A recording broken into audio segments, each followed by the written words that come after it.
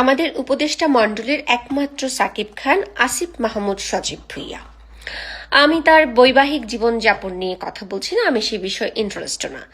আমি কথা বলতে চাই যে ছেলেটি গত 15-20 মাস আগেও নুন আনতে পান্তা ফুরাই টাইপ একটা ছেলে ছিল, সেই ছেলেটা হঠাৎ করে মন্ত্রিত্ব লাভ করলো।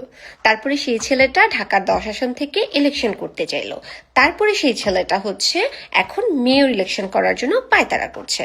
আমার প্রশ্ন হচ্ছে, আমি যখন এনসিপিতে ছিলাম তখন শুধুমাত্র সিঙ্গাপুর অ্যাকাউন্টের কথা জানতাম।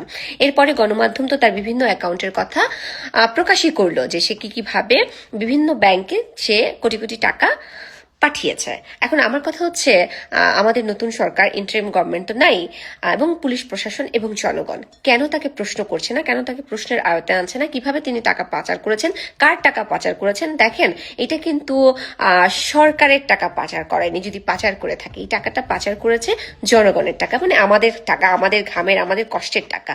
তো আমাদের সেই রাইটটা আছে যে আমরা সেই প্রশ্নটা করব। একজন জুলাই যোদ্ধা বা একজন ছাত্র, সে 15-20 মাসে কিভাবে এরকম কোটি কোটি টাকার মালিক হয়ে যায় এবং এত পাওয়ার, এত কিছু সে কিভাবে লাভ করে?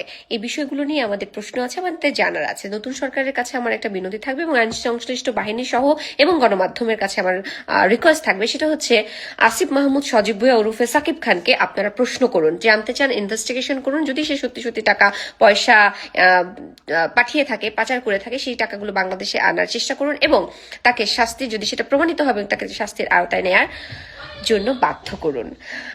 দেখুন, বাংলাদেশের কোনো মানুষই আইনের ঊর্ধ্বে নয়, একজন প্রেসিডেন্টও আইনের ঊর্ধ্বে নয়। সুতরাং এখানে সুপারস্টারগিরি দেখাও কোনো লাভ নাই, এখানে মন্ত্রিত্বগিরি দেখাও লাভ নেই, এবং এখানে জুলাই যোদ্ধা হিসাবে নিজেকে পরিচয় দিয়েও কোনো লাভ নাই।